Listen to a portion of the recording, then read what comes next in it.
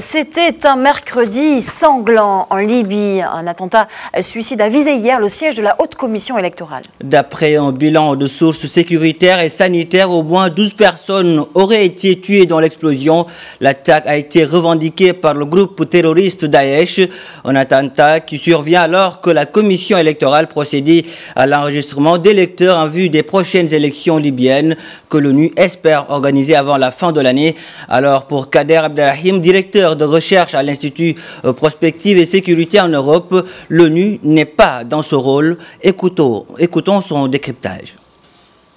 Ce n'est pas le rôle ni la fonction de l'ONU d'organiser le fonctionnement d'un pays. Donc je ne vois pas aujourd'hui comment il est possible d'imaginer même qu'on puisse faire des élections à la fin de cette année. La stabilité n'est pas revenue. On a appris par exemple ce matin qu'il y avait une attaque contre le siège de la commission électorale. Donc vous voyez que ce que je viens de dire est illustré par la réalité du terrain. Il y a encore beaucoup d'insécurité. L'État n'est pas présent partout puisque le pays est divisé par les milices. Il existe encore 2 gouvernements, 2 parlements, l'un à Tripoli, l'autre à Tobrouk. Les listes électorales n'ont aucune valeur. Donc il faut refaire des listes électorales qui soient réellement acceptées par toutes les parties. Et donc tout cela n'est pas réuni pour aller dans cette direction à la fin de l'année 2018.